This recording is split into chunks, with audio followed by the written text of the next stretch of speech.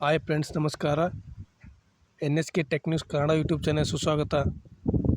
ನೋಡಿ ವಿದ್ಯಾರ್ಥಿಗಳೇ ಹಾಗೂ ವೀಕ್ಷಕರೇ, ನಾನು ಹೇಳುತ್ತಿರುವ ಈ ವಿಷಯ ಯಾವುದಕ್ಕೆ ಸಂಬಂಧಿಸಿದಂದರೆ ಅಲ್ಪಸಂಖ್ಯಾತ ವಿದ್ಯಾರ್ಥಿಗಳಿಗೆ ಈ ಒಂದು ನಾವು ಹೇಳುವಂಥ ವಿಷಯ ಸಂಬಂಧಪಟ್ಟಿದೆ. ಬನ್ನಿ ವಿದ್ಯಾರ್ಥಿಗಳೇ, ಯಾವ ಒಂದು ವಿಷಯದ ಬಗ್ಗೆ ನಾನು ಇಲ್ಲಿ ಈ ಒಂದು ವಿಡಿಯೋದಲ್ಲಿ ತಿಳಿಸ್ತಾ ಇದ್ದೇನೆ ಎಂಬ ಒಂದು ಮಾಹಿತಿಯನ್ನು ತಿಳಿಸಿಕೊಡುತ್ತೇನೆ. ನೋಡಿ ವಿದ್ಯಾರ್ಥಿಗಳೇ ಹಾಗೂ ವೀಕ್ಷಕರೇ, 2024-25ನೇ ಸಾಲಿನಲ್ಲಿ PhD ಸಂಶೋಧನೆ ಮಾಡುತ್ತಿರುವ ಅಲ್ಪಸಂಖ್ಯಾತರ ಸಮುದಾಯದ ವಿದ್ಯಾರ್ಥಿಗಳಿಗೆ JRF ಮಾದರಿಯಲ್ಲಿ ಫೆಲೋಶಿಪ್ಗಾಗಿ ಆನ್ಲೈನ್ ಅರ್ಜಿ ಆಹ್ವಾನಿಸಲಾಗಿದೆ. ನೋಡಿ ವಿದ್ಯಾರ್ಥಿಗಳೇ, PhD ಏನು ಸಂಶೋಧನೆ ಮಾಡ್ತಾ ಇದ್ರಲ್ಲ ಆ ಒಂದು ವಿದ್ಯಾರ್ಥಿಗಳು ಈ ಒಂದು ಫೆಲೋಶಿಪ್ಗಾಗಿ ಅಂದರೆ JRF ಮಾದರಿಯ ಫೆಲೋಶಿಪ್ಗಾಗಿ ಆನ್ಲೈನ್ ಮೂಲಕ ಅರ್ಜಿಯನ್ನು ನೀವು ಸಲ್ಲಿಸಬಹುದಾಗಿದೆ.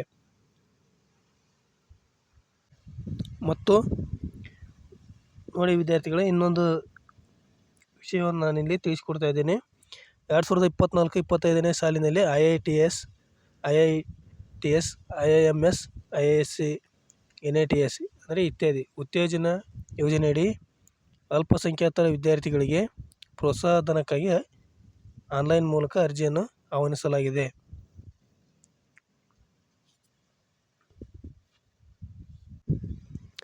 ನೋಡಿ ವಿದ್ಯಾರ್ಥಿಗಳೇ, ಒಂದು ಬಾರಿ ಅಂದರೆ ಈ ಸಂಬಂಧಪಟ್ಟಂತಂದರೆ IIT, IIMS, IISc ಈ ಕೋರ್ಸ್ಗಳಿಗೆ ಸಂಬಂಧಪಟ್ಟಂತೆ ರಾಷ್ಟ್ರೀಯ ಉನ್ನತ ಶಿಕ್ಷಣ ಸಂಸ್ಥೆಗೆ ಪ್ರವೇಶ ಪಡೆದಿರುವಂಥ ಅಲ್ಪಸಂಖ್ಯಾತರ ಸಮುದಾಯ ವಿದ್ಯಾರ್ಥಿಗಳಿಗೆ ಈ ಕೋರ್ಸ್ನ ಒಂದು ಬಾರಿ ಪ್ರೋತ್ಸಾಹಧನಕ್ಕಾಗಿ ಅರ್ಜಿಯನ್ನು ಆಹ್ವಾನಿಸಲಾಗಿದೆ.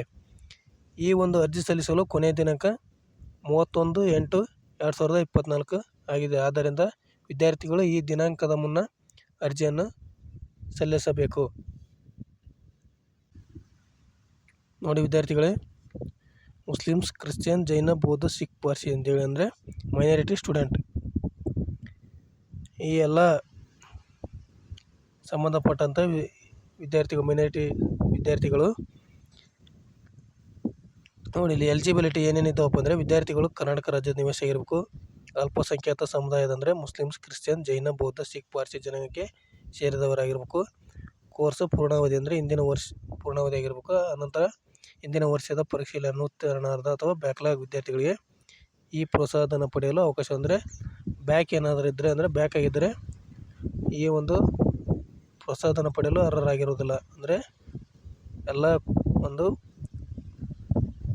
ಸಬ್ಜೆಕ್ಟ್ ಕೂಡ ಪಾಸ್ ಆಗಿರಬೇಕು.